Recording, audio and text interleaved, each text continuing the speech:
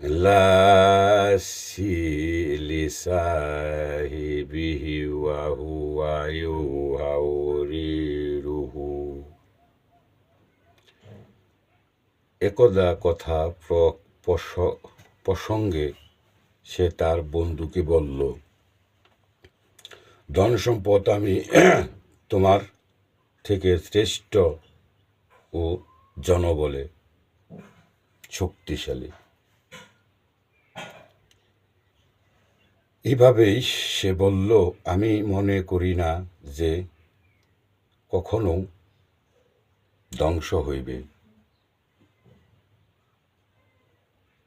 আর সাত্তাকায়া মাতা ওয়ালাই রুদিতু ইলা রাব্বি লা আজজিদা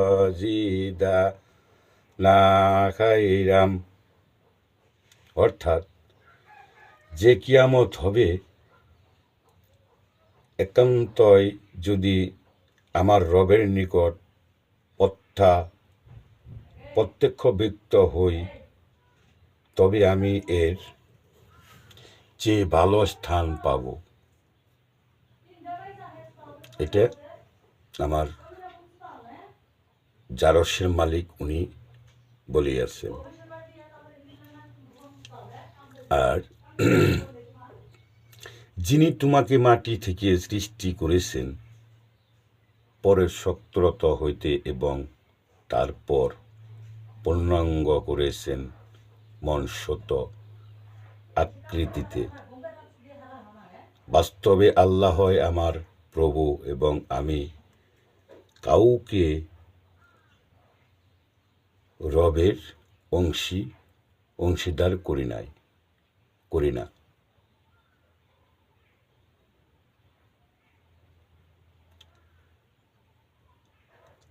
আল্লাহ লা কুওয়াতা ইল্লা বিল্লাহি ইন তারানি আন্না আকালা মিন কামালা ওয়ালাদা। অর্থাৎ আল্লাহ ইচ্ছে মতো করেন, কারণ আল্লাহর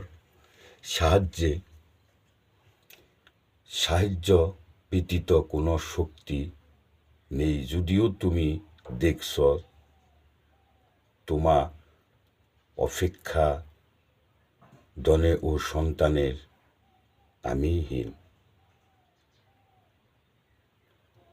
সম্ভবত আমার প্রভু আমাকে তোমার উদ্যানে অপেক্ষা উত্তম কিছু দিবেন এবং তোমার উদ্যানে আসমানি বালা পাঠাবেন বলেও তা উদিত শূন্য হইবে। তার মানে আপনি যাই কিছু করেন, কিছু কিছু সময় ফল শূন্য হয়ে থাকে। কারণ কি জানেন?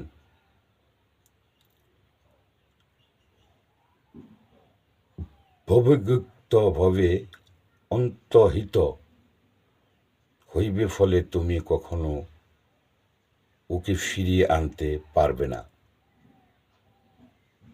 অতঃপর তার ধন সম্পদ ধ্বংস হয়ে গেলেও এবং যখন তা ধ্বংস হয়ে গেল, সে ওতে যা ব্যয় করেছিল তার জন্য কিছু রেখে অপেক্ষা করতে লাগল। সে বলতে লাগলো, হায়, আমি যদি কাউকে আমার রবের অংশী না করতাম। এমতা অবস্থায় আল্লাহ ছাড়া তাকে সাহায্য করার কোনো লোকজন ছিল না এবং নিজেই প্রতিকারে সমর্থ হল না। এই ক্ষেত্রে সাহায্য করার অধিকার আল্লাহরই, যিনি সত্য। আর আমি আপনি যাই কিছু করি, আসলেও আল্লাহ ছাড়া কেউ নাই। মানুষ আছে, তাই বলেছে কুল্লি শাইই মকতাদিরা আলমালু ওয়ালা বানুনা জিনাতুল হায়াতিদ দুনিয়া।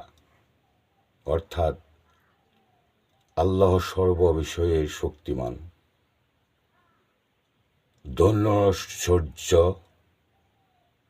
ধৈর্যসুক্ত সন্তান সন্ততি পার্থিব জীবনের শোভা এবং সৎকর্ম যার ফল স্থায়ী, তা তোমার রবের নিকট পুরস্কার প্রাপ্তির জন্য শ্রেষ্ঠ এবং বাঞ্ছনা লাভের ব্যাপারে উৎকৃষ্ট হন। স্মরণ কর, যেদিন আমি পরবর্তকে উহাইব, সেদিন পৃথিবীকে দেখব শূন্য, সেদিন আমি সবাইকে একত্রিত করব, সেদিন কাউকে অবহিত হতে দিব না। আল কুরআন হাদিস। কোরআনের নাম্বার বলার কোনো ইনশাল্লাহ, আল্লাহ যেন রহমত দান করেন। ইনশাল্লাহ ভালো থাকবেন, ইনশাল্লাহ।